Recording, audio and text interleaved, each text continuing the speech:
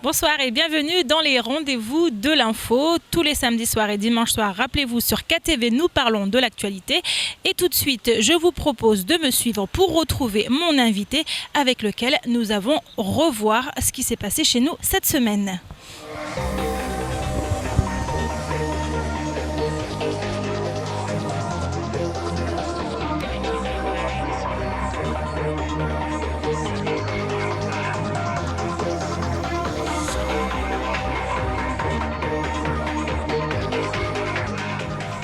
Je viens de retrouver mon invité, il s'agit de Saïd Bastois, le président de la CGPME, la Confédération Générale des Petites et Moyennes Entreprises Bastois. Bonjour. Bonjour. Merci à vous d'être là avec nous dans cette émission, les rendez-vous de l'info. On va parler de l'actualité à Mayotte en votre compagnie et ça se passe tout de suite avec ce sujet concernant les élections professionnelles. Ils étaient plus de 5 millions à être appelés à voter pour leurs représentants. On regarde ce que cette élection a donné ici à Mayotte dans ce reportage. Depuis le 27 novembre dernier, les fonctionnaires sont appelés à élire leurs représentants au sein des comités techniques, des commissions administratives paritaires ou encore des commissions consultatives paritaires. Au total, c'est plus de 5 millions d'électeurs dans toute la France qui devront renouveler 22 000 instances tout de même. Mayotte n'échappe pas à la règle et les 19 000 fonctionnaires, tous services confondus, sont aussi appelés à se prononcer. Les élections professionnelles, c'est des élections sur lesquelles on vote des représentants des personnels pour siéger avec d'autres représentants et pour faire évoluer tout ce qui est l'évolution de l'hôpital. Par exemple, l'hôpital, ça servira pour l'organisation, les organisations, la politique de la formation, la politique budgétaire, les grandes évolutions en matière structurelle et professionnelle. En termes de taux de participation, Mayotte semble se détacher de la moyenne nationale qui est de 17%. Localement, le chiffre, lui, dépasse les 21%, soit 4 points de mieux que le national. Pour Madi Atoumane, les fonctionnaires ne seront pas les seuls à bénéficier du résultat de ces votes. Les représentants élus vont, pendant 4 ans, siéger sur des commissions pour faire changer l'institution sur tous les grands changements politiques, les grands changements d'avenir. Par exemple, en ce moment, notre syndicat combat pour que Mayotte, on puisse être doté des vrais plateaux techniques, des blocs opératoires dignes du nom, ce qui fait qu'on défend énormément les projets d'infrastructure, par exemple la construction de l'hôpital de Petite-Terre, la construction d'un centre de psychiatrie pour Mayotte, parce qu'en ce moment, on n'en a pas. Donc toutes ces constructions-là sont défendues par les représentants du personnel au sein des commissions. Et puis en outre, on défend aussi la qualité des prestations au sein de l'hôpital. Ce qui fait que c'est aussi bien pour le bien-être des professionnels, mais c'est aussi pour le bien-être des malades. Le 4 décembre, date de clôture des votes, les résultats permettront à l'État, en fonction des scores obtenus, de répartir les financements, mais aussi les temps accordés aux agents pour assurer la représentation syndicale. Bastois, des élections professionnelles avec une faible participation en France métropolitaine, mais en Mayotte, on voit que les employés, les salariés sont beaucoup plus intéressés par rapport à ce genre d'élections. Vous le comprenez ? Oui, bien sûr, ça veut dire tout simplement que le dialogue social à Mayotte prend tout son sens par rapport à tout ça, et je pense également que les salariés sont conscients de leur avenir au sein de leurs différents organismes. Il est important à ce que chaque acteur économique puisse se rendre compte de la nécessité du dialogue social.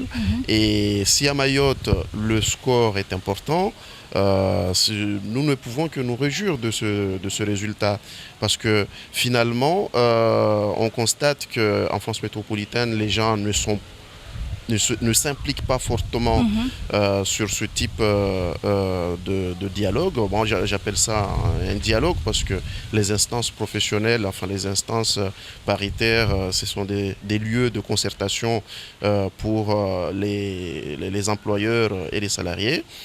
Et à partir de là, chacun peut s'exprimer et donc faire changer un certain nombre de choses. Donc négliger ce point-là, je pense que ce serait une erreur par rapport à l'avenir même des gens qu'on doit représenter, qu'on doit défendre leurs intérêts dans toute entreprise ou comme administration. Donc là, en fait, ici, donc des agents qui prennent part, pour une large part à ces élections, peut-être aussi pour défendre leur carrière au sein de l'administration, parce qu'on sait qu'ici à Mayotte, il y a eu quand même ça a tiré un peu sur les côtés pour savoir où ces agents, en fait, intégration, pas intégration, c'est peut-être ça aussi l'une des raisons qui explique ce résultat. Alors, le résultat peut s'expliquer de manière un peu différente aussi, dans la mesure que Mayotte est un département Mayotte a été érigé en département il n'y a pas longtemps et que chacun se sent dans un territoire équivalent à un autre département d'outre-mer. Et donc, effectivement, à un moment ou à un autre, chacun voudra avoir les mêmes avantages par rapport aux autres. Et d'où cette mobilisation au niveau des élections professionnelles, parce que c'est à partir de ces instances qu'on peut peut-être réclamer un certain nombre de prérogatives. Et là, à Mayotte, on le constate souvent, même dans les années passées, il y a eu énormément de mouvements sociaux. Ceci démontre à quel point les Mahorais sont sensibles à la notion de défense de leurs intérêts, oui. Oui, voilà, de leurs intérêts. Et finalement, chaque jour qui passe, on constate un effort plus important qu'avant sur ces questions de représentation, de défense des intérêts, de dialogue social, etc.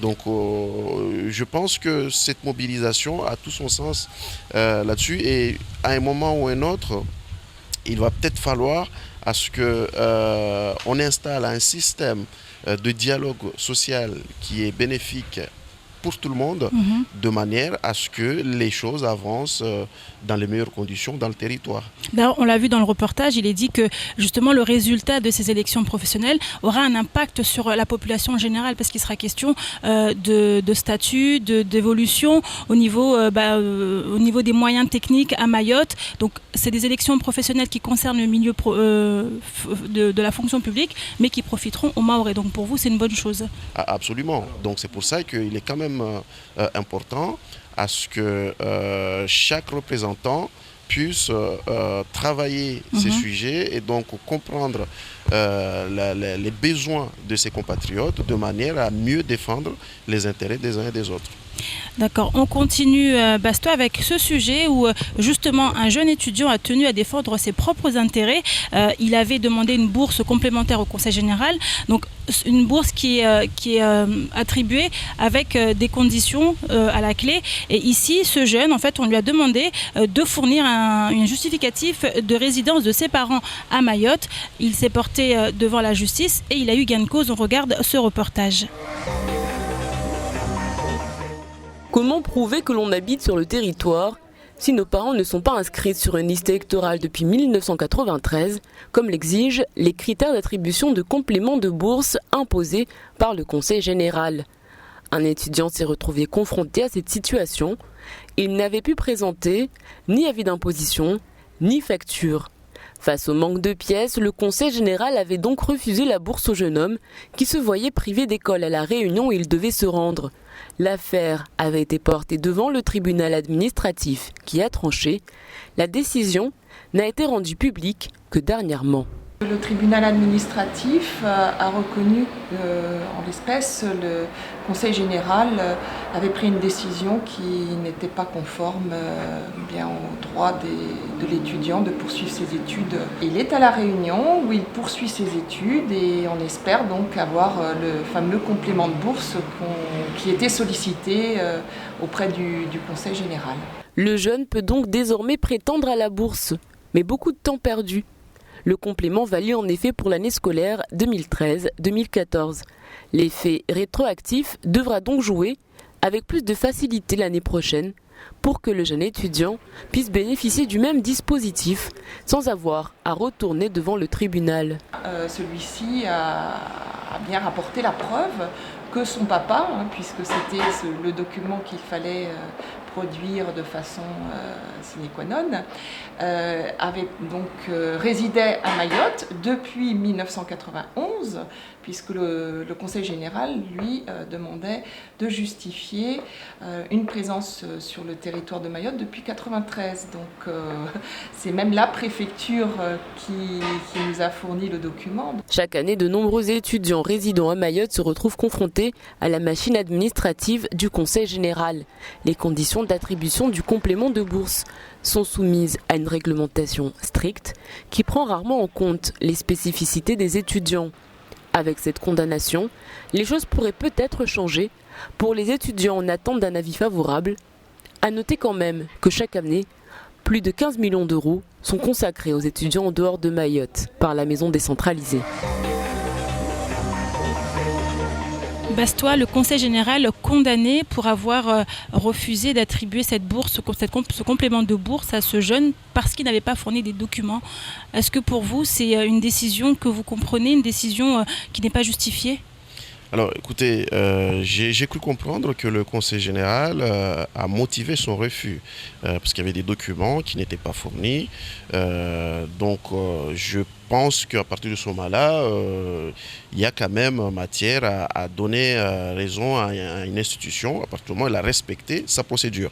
Bon, la question qui se pose aujourd'hui, c'est que est-ce que la procédure qui a été mise en place pour attribuer cette bourse au sein du Conseil général, est-ce qu'elle est adéquate, légale ou adéquate par rapport à la situation des gens qui vivent ici à Mayotte. Donc à partir de ce moment-là, si la réponse est non, il faudra peut-être que le Conseil général pense à mettre à jour les différents règlements qu'il adopte à partir du moment où Mayotte, chaque jour, change de statut, change de statut juridique, le statut institutionnel. On est passé département, maintenant région ultra-périphérique, donc il y a des droits nationaux et communautaires qui s'appliquent. Peut-être qu'à un moment ou un autre, il y a des textes qu'il faut mettre à jour au sein du Conseil général, comme dans les communes. Autre situation, on parlait tout à l'heure de mise en conformité de certains règlements. Ici, en fait, on va parler de la mise en conformité du plateau de Baobab. Vous savez, c'est juste derrière nous, on n'est pas à quelques pas d'ici, Bastois. Donc un plateau qui sert pour les manifestations culturelles, qui sert pour les entraînements sportifs, mais qui n'est pas du tout aux normes. Donc les partenaires sociaux ont décidé cette fois-ci de prendre leurs responsabilités. On regarde ce reportage d'Abi Saïda Dinani, d'Abbas Alidi et de Fred Soleimana. C'est une compétence qui relève de la commune qui va être transférée au Conseil général. Pour la réhabilitation du plateau polyvalent du Baobab, l'heure est à l'urgence. Problème, celui qui était jusqu'alors le maître d'ouvrage est amené à disparaître d'ici fin mai.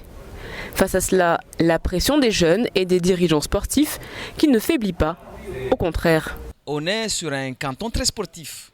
L'enjeu sportif ici, c'est un enjeu important. Donc le conseil général du canton ne peut pas se cantonner à dire que c'est plutôt la commune seule qui doit... J'ai assumé la responsabilité qui est la mienne ces derniers temps en faisant une réunion de concertation entre les représentants de la commune et les représentants du SMIAM face à cette situation qui ne peut plus durer. Le 13 septembre, le SMIAM a donc délibéré pour transférer la maîtrise générale de l'ouvrage. Dans la foulée, le Conseil général a délibéré en octobre pour l'accepter. Les travaux devraient bientôt commencer, mais attention, l'entretien des équipements sportifs de proximité relève de la compétence des communes. Il faudra donc trouver des solutions afin de pérenniser un périmètre de sécurité.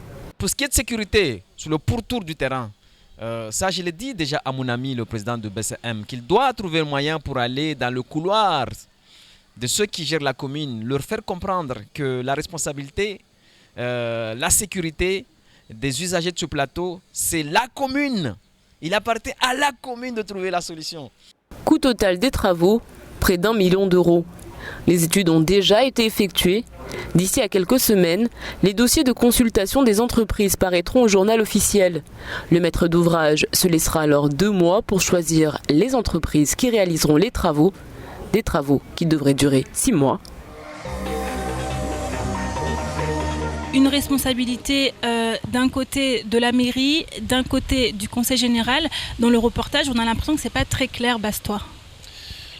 Effectivement, c'est pas très clair, surtout que c'est le plateau du meilleur club de basket de Mayotte, hein, donc à savoir le BCM. C'est quand même regrettable de voir ces situations, mais j'ai compris que le responsable, en tout cas, en matière de construction et d'entretien des plateaux sportifs, donc c'est la commune. Mais il faut savoir que ces compétences ont été transférées au SMIAM, un SMIAM qui n'existe plus en ce moment, si on se fie aux informations que nous avons eues. Donc maintenant, il faudra peut-être que la municipalité prenne sa décision. Mais là encore, il s'agit de la jeunesse, de l'éducation, de la culture. Donc, quand on ne met pas en place les mesures qu'il faut pour assurer la sécurité des jeunes quand ils sont dans des jeux sportifs, je pense que là, il y a quand même un manquement et je pense que c'est toute une jeunesse qui souffrira et les solutions ne peuvent qu'être... en tout cas, les solutions ne peuvent que venir de la municipalité. Parce que là, on le voit, là, il s'agit du plateau de Baobab, mais si on regarde à l'échelle de Mayotte, il y a beaucoup d'établissements comme ça, de lieux destinés à la culture et au sport qui ne sont pas conformes si on prend en compte les règles de sécurité. Là encore, il faut que les responsables, les élus à Mayotte, la population, peut-être qu'on prenne en charge cette problématique et qu'une bonne fois pour toutes, on trouve une solution, non? Vous ne pensez pas? Alors, c'est vrai que dans l'ensemble des plateaux et des terrains de foot de Mayotte, on parle d'une mise aux normes. Ceci dit que depuis des années, ce travail-là n'a pas été fait. Il faut poser la question pour savoir pourquoi. Et selon vous, pourquoi? Souvent, on nous parle de moyens. Nos communes à Mayotte n'ont pas forcément les mêmes moyens que les autres municipalités métropolitaines par rapport à la forme, en tout cas aux ressources qu'elles perçoivent.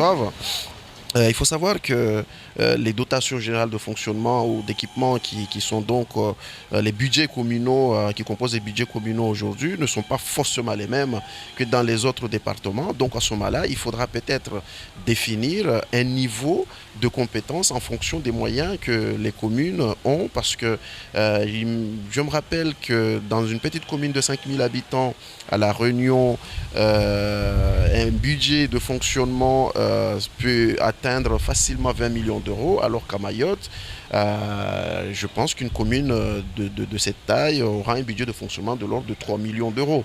Donc la différence, elle est quand même énorme. Donc après, il faut se poser des questions. Comment faire pour avoir les ressources nécessaires? Est-ce que ce ne serait pas justement le moment de miser sur les fonds européens?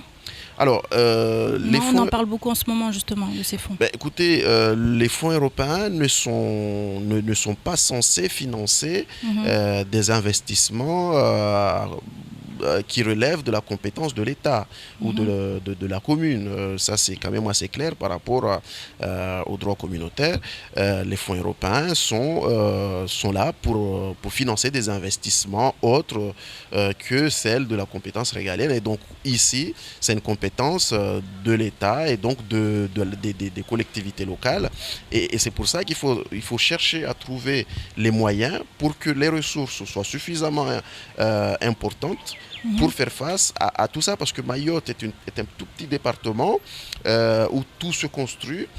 petit à petit, et à partir de ce moment-là, il faudra peut-être inventer des moyens de manière à ce que les choses soient faites progressivement et en fonction des ressources que les communes disposent actuellement. On continue Bastois avec un autre sujet donc, qui fait en ce moment beaucoup parler.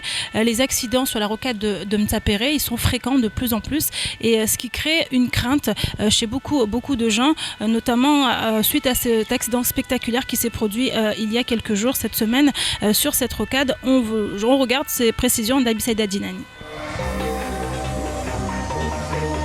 Des routes en travaux, une saison des pluies qui s'installe et des conducteurs de moins en moins prudents. En 3 jours, on note déjà 3 accidents plus qu'impressionnants. Les passagers s'en sortent toujours indemnes, mais pour combien de temps ? En effet, en ce moment, ce n'est pas la question de l'alcool au volant qui inquiète, mais plutôt le non-respect de la limitation de vitesse ou tout simplement l'imprudence. Encore une fois, nous lançons encore un cri d'alarme par rapport aux gens qui s'amusent avec la vie des autres. Parce que à chaque fois, nous disons qu'à Mayotte, on n'a pas de route pour faire la Formule 1. Donc, essayons de respecter les limitations de vitesse et peut-être la vie gagnera parce que ce genre d'attitude, nous le déplorons. Il était un peu plus de 5 heures du matin lorsque le conducteur de cette Clio perd le contrôle de son véhicule aujourd'hui. Il se serait assoupi en conduisant. Le temps de reprendre conscience, le véhicule se retrouvera sur le toit. L'homme et sa passagère auront beaucoup de chance cette fois-ci. Il y a certaines personnes qui s'amusent à dépasser, à chauffer leur voiture. Et donc nous déplorons ce genre d'attitude parce qu'il faut respecter la vitesse, il faut partir de bonne heure si on est pressé et puis il faut essayer de ne pas mettre les autres en danger parce que si tu te mets à toi en danger tout seul, mais quand il y a quelqu'un avec toi ou quand tu entraînes à quelqu'un d'autre qui n'est pas du tout avec toi, c'est ça que nous déplorons. Les accidents, au niveau des virages, enregistrent une nette augmentation. Et avec les fêtes de fin d'année, les craintes sont là. À ce titre d'ailleurs, dans le cadre de la lutte contre l'insécurité routière, la préfecture lance une tournée SAM en vue des fêtes de fin d'année afin de sensibiliser les jeunes face au danger de l'alcool au volant. Une campagne qui commencera demain soir au Zénith, car sur la route, la sécurité, c'est l'affaire de tous. Des accidents bastois qui se répètent à cause des limitations de vitesse non respectées ou alors un problème d'assoupissement au volant. Qu'est-ce que vous pensez quand vous voyez ce genre de reportage ? Ouais, écoutez, moi-même, j'ai été victime d'un accident avec mon scooter à la rocade de Mtsapéré et je roulais pas très vite, je roulais à 50 km/h. Mais véhicule qui a voulu faire une manœuvre a fait qu'il y a eu donc cet accident. Bon, maintenant, il y a plusieurs raisons pour qu'il y ait des accidents dans les routes quand on a des routes qui ne sont pas forcément adaptées à des gens qui veulent rouler à plus de 100, 110, 120 km/h. Bon, malheureusement, il y a des gens qui s'amusent. Pour ça, il faudrait peut-être qu'à un moment donné, on puisse trouver une solution par rapport à cela, parce que les infrastructures routières, on ne pourra pas les améliorer d'ici demain. Donc maintenant, il faudra peut-être inventer un système réglementaire. Comme quoi, par exemple ? Écoutez, dans un territoire comme Mayotte, où il y a par exemple pas suffisamment de routes pour rouler vite, il faudra peut-être amplifier les sanctions de manière à ce que ça dissuade les gens de rouler vite, parce que des gens, quand ils roulent vite, ils se mettent en danger, mais ils mettent également aussi en danger la vie des autres. Donc on ne peut pas laisser ça comme ça. Donc il faut voir si législativement parlant, on peut trouver une solution dissuasive de manière à ce que les conducteurs mal intentionnés soient sévèrement sanctionnés pour que cette situation cesse un jour. Mayotte vous le constatez, accuse beaucoup de retard en matière de circulation. Enfin, je parle notamment ici des moyens de circulation. Et quand on voit le nombre d'accidents et la gravité des accidents, je pense qu'il est temps peut-être d'agir efficacement. De réfléchir en fait et de trouver des solutions durables, salvatrices pour les conducteurs et autres usagers de la route. Absolument. Bastois, c'est ici que s'achève la première partie des rendez-vous de l'info. Je vous propose de nous retrouver juste après la pub.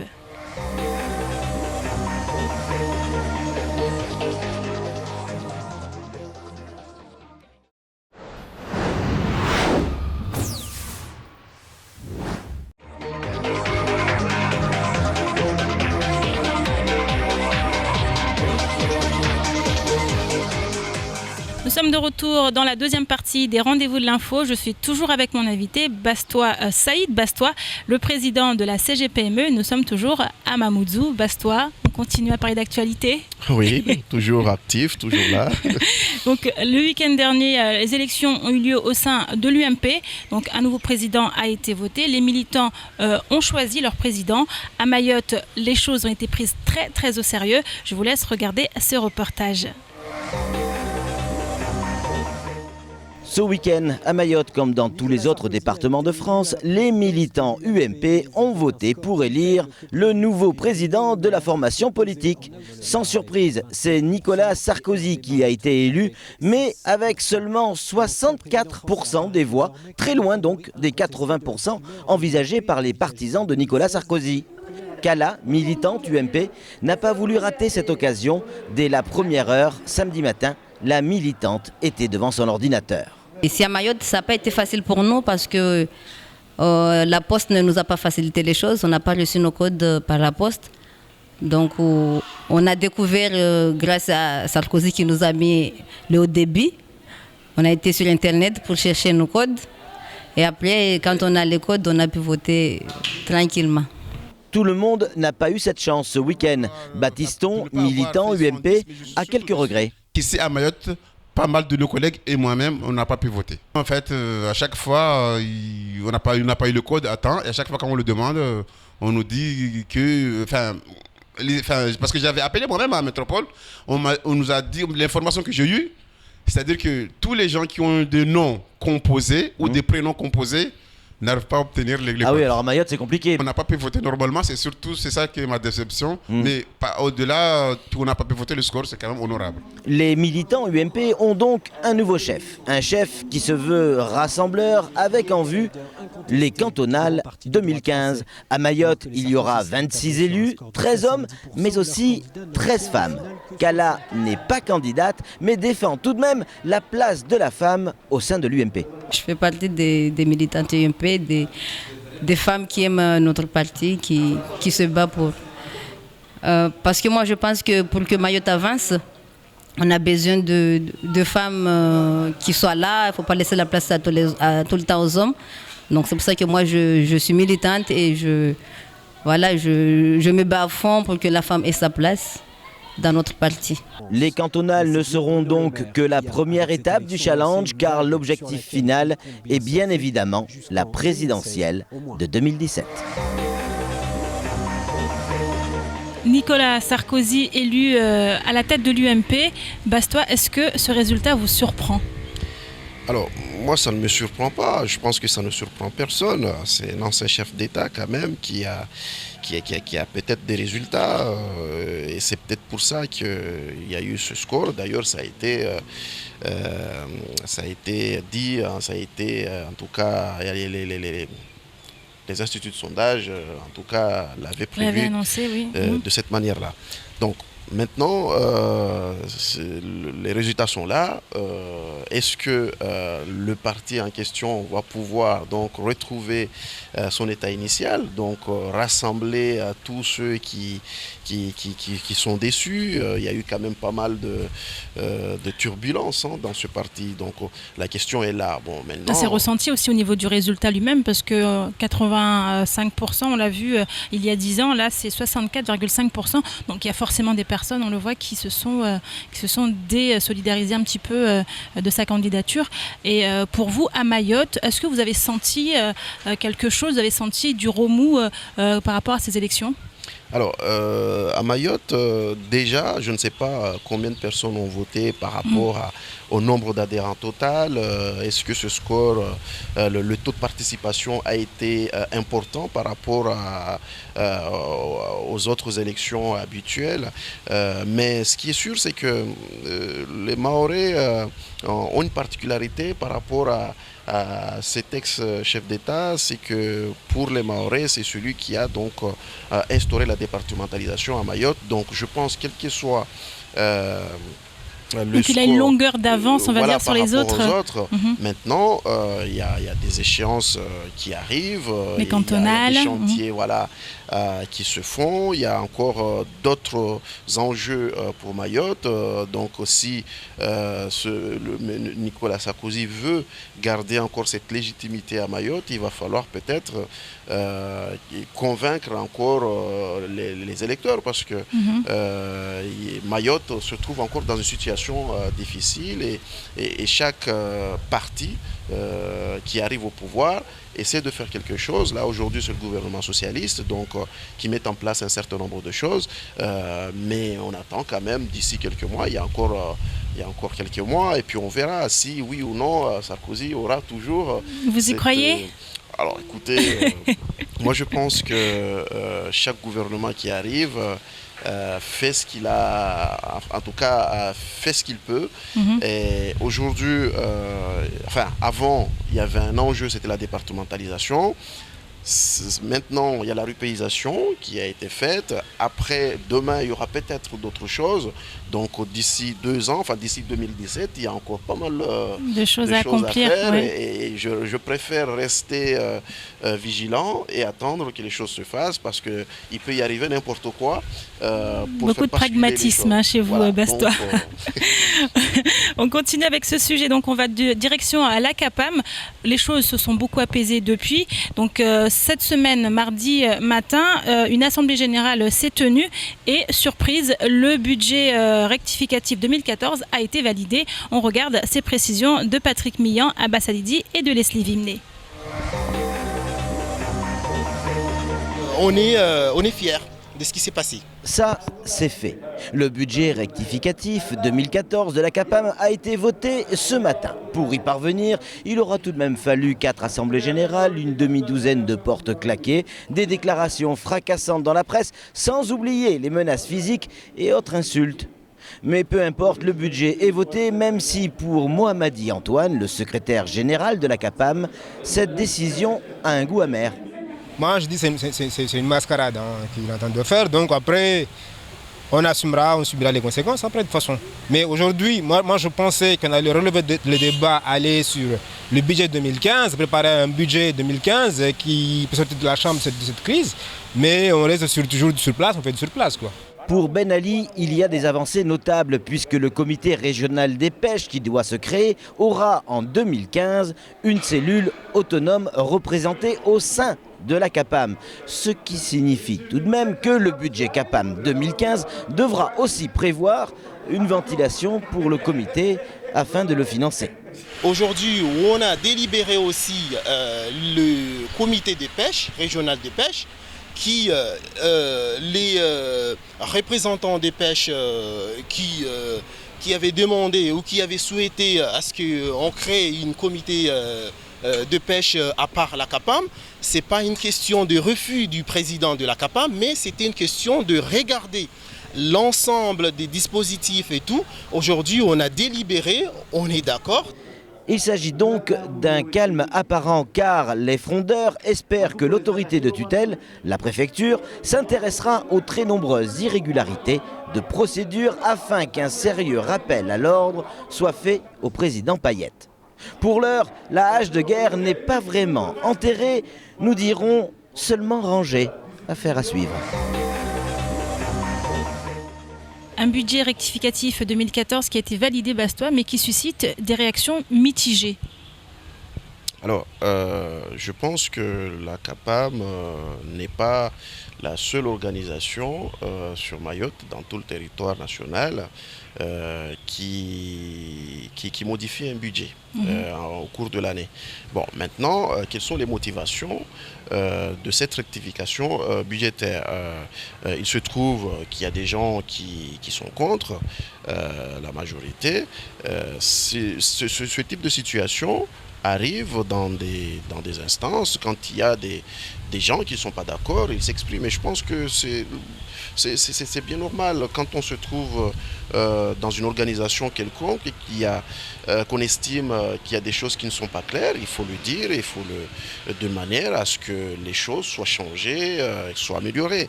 Mais si jamais les contestations ne sont pas motivées, je pense qu'à un moment donné, il faut arrêter de freiner les choses et de laisser travailler ceux qui veulent travailler. Donc ici, moi, je ne sais pas quelles sont les motivations des uns et des autres par rapport à cette situation, mais le fait qu'il y a débat, je pense que c'est plutôt bien. Comme ça montre que les gens sont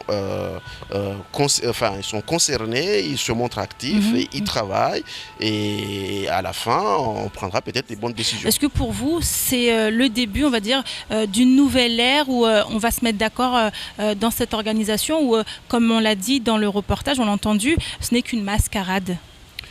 Alors, comme je le disais tout à l'heure, je n'ai pas tous les éléments pour dire si oui ou non il s'agit d'une mascarade, mais ce qui est sûr, c'est qu'il y a eu débat, les gens sont actifs, ils veulent voir les choses dans toute leur transparence. Donc, à partir de là, je pense que c'est une bonne chose. Ça veut dire que tout le monde travaille, les gens ne sont pas là pour dormir.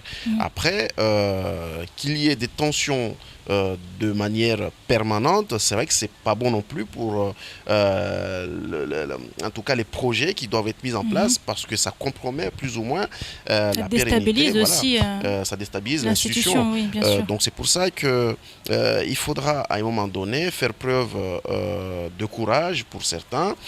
S'il y a des éléments qui ne sont pas clairs et qu'il faudra le mettre en place pour que les choses aillent bien, il faut le faire.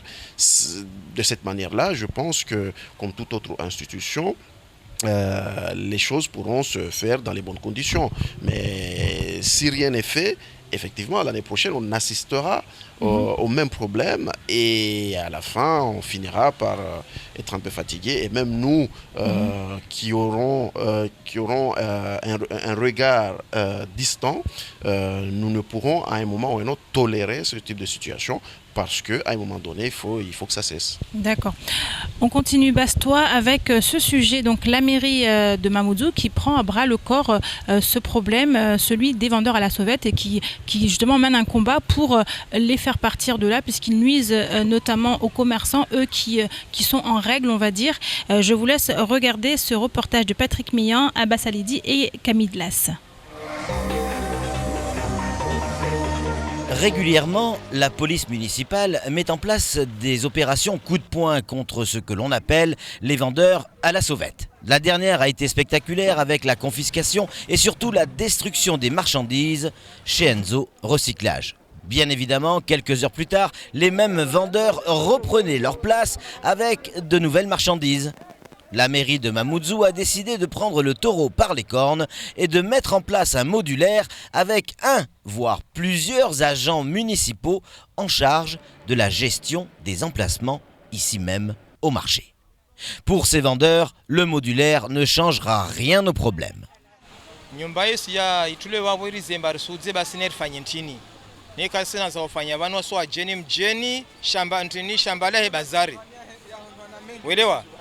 Wasikaradzia uhiba momo ruasalia momo mbane lazimu rimulinde ulawe dagona urendera vunze ringe ribe berzia jirume ripare riziki ride kweli ti haki kufanya commerce wa himenya mavareni be wasikar sina shwa ya maisha tu ya madziro karsina hazma del fanyao karnawana ta nyumba za huzila lene karnazo o vantu atoshina waudze ba mtoshindi udza elwa wabondo gweriona wabo lazim kama wao wajalibise tike. Lorsque les micros sont coupés, les réactions sont plus vives. De quoi allons-nous vivre? Que va-t-on devenir? On nous pousse à devenir des délinquants. Si l'on en croit ces déclarations, le modulaire ne réglera pas le problème, mais pourrait le faire glisser de la police municipale à la police nationale, voire à la PAF. Affaire à suivre. Un combat mené par la mairie, mais on a l'impression que ce combat est perdu d'avance, Bastois. Ouais, écoutez, le problème est plus compliqué que ça. C'est un problème qui doit être réglé par les autorités compétentes, notamment la police nationale, la répression des fraudes. Bon, maintenant, les services municipaux ont un rôle à jouer également. Mais quand on a ce type de situation, des vendeurs à la sauvette, donc qui vendent au détriment des commerçants qui, eux, payent des impôts tous les jours, c'est quand même regrettable. Et quand on n'arrive pas à régler ce problème au cœur de Mamoudzou, c'est qu'il y a un problème dans tout le territoire de Mayotte. Maintenant, qui est responsable ? C'est cette question-là qu'il faut répondre. Mais concrètement, je pense qu'il faut que tous les acteurs qui sont concernés par cette situation se retrouvent autour d'une table de manière à ce que chacun fasse son boulot. Maintenant, les vendeurs à la sauvette, quand on regarde le reportage, ils disent qu'ils n'ont rien à faire. S'ils ne vendent pas, ils risquent de sombrer dans la délinquance. Voilà, de faire des choses qui ne sont pas forcément bonnes pour notre sécurité à Mayotte. Alors, qui doit prendre les mesures nécessaires pour que ces gens-là, si jamais ils ne sont pas au marché, trouvent autre chose à faire.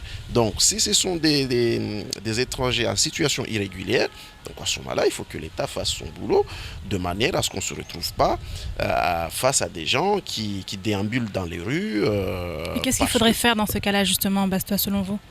Écoutez, moi je pense que quand on a une situation pareille dans un territoire, une immigration qui progresse fortement, soit on trouve une solution, comme ils le disent eux, on les insère, on organise un système d'une manière à ce qu'ils ne représentent pas un danger pour la population, ou alors on les renvoie chez eux tranquillement.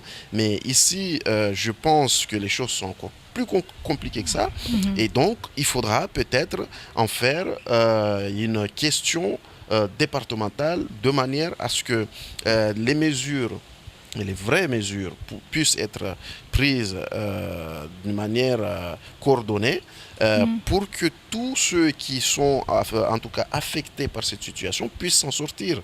Les commerçants du marché de Mamoudzou en souffrent par rapport à cette situation. Mais qui doit trouver la solution ? Ce ne sont certainement pas les commerçants. Le commerçant ils sont plus victimes qu'autre chose. Bien sûr, il n'a pas ce pouvoir de police. Donc, je me demande quelque part s'il y a cette volonté de régler le problème. Le conteneur qui a été mis en place à Mamoudzou, je ne sais pas quel sera le rôle des agents. Apparemment, là, ça ne change rien pour eux. Ils disent, même s'il y a l'Algeco, eux, ils continuent à vendre leurs biens de consommation comme ça à la sauvette.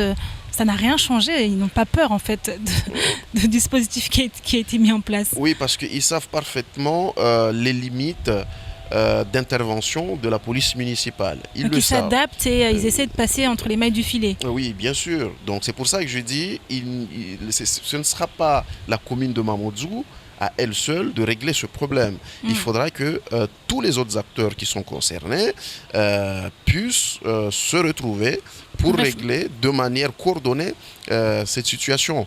Mener ici une réflexion plus générale, on va dire. Bien sûr. Ça c'est pas... Quand on trouve des gens comme ça au cœur de Mamoudzou, qui sont nombreux et qui reviennent régulièrement, c'est pas que la municipalité qui a des pouvoirs limités en matière de police de régler ce problème-là. Donc posons le problème avec les bons outils, les bons moyens pour que cette situation soit réglée une bonne fois pour toutes.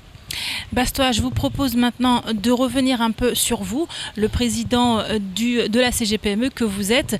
En ce moment, que se passe-t-il dans votre confédération générale des petites et moyennes entreprises ? Tout se passe bien là, CGPME. Il n'y a pas de putsch, les gens se sentent bien, on propose des actions, on prend des décisions au sein de notre organisation.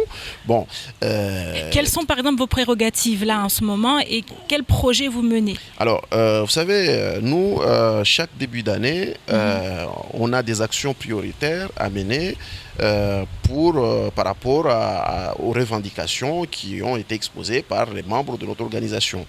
Donc, depuis au début de l'année 2014, il y a un certain nombre de choses que nous avons défendues. Là, on arrive, on est à la fin de l'année, donc on fait un peu le bilan en ce moment par rapport à tout ça, et en même temps, le bilan est positif, négatif? Le bilan n'a jamais été positif parce que quand on met en place des perspectives, des actions à mener sur une dizaine d'actions, on arrive à être satisfait sur 5 actions à peu près sur 10. Donc on est à peu près dans la moyenne, sachant que c'est quand même très très compliqué de pouvoir défendre des intérêts à Mayotte, sachant que chaque jour il y a la législation qui change, il y a des nouveaux dispositifs qui arrivent.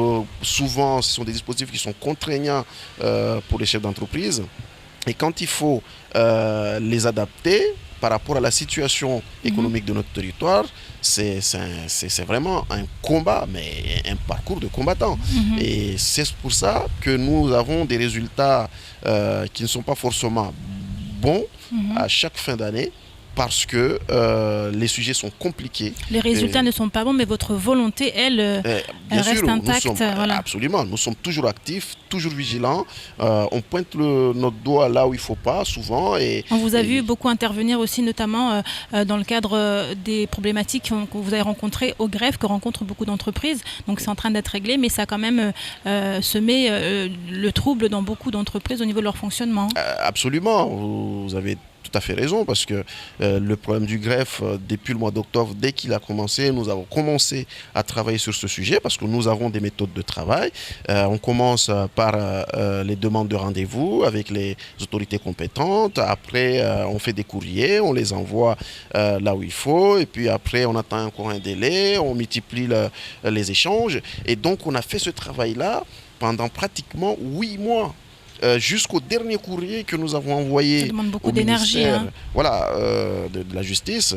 Et là, c'est pour ça que ce sont des actions qui sont compliquées, parce qu'on n'a pas le privilège que nos collègues salariés ont, c'est-à-dire descendre dans la rue et manifester. Et souvent, ce mode d'expression arrive à régler un certain nombre de problèmes, mais nous, ce n'est pas dans notre système de fonctionnement de descendre dans la rue. Donc, c'est peut-être pour ça que les choses ne sont pas faciles. Mais nous travaillons beaucoup, nous arrivons à régler un certain nombre de problèmes, mais nous restons confiants, et chaque année, avec l'appui de tous les bénévoles de la CGPME, on arrive quand même à résoudre un certain nombre de choses. Donc Bastois, on vous souhaite beaucoup de choses justement dans votre confédération, et on vous souhaite aussi de continuer à accompagner ces entreprises, petites et moyennes entreprises à Mayotte, parce que je suppose que votre aide leur est précieuse. Donc c'est ici qu'on achève cette émission, Bastois. Je vous remercie d'avoir participé et d'avoir répondu à toutes nos questions. Quant à moi, je vous dis à demain pour un nouveau numéro des Rendez-vous de l'info, toujours sur KTV.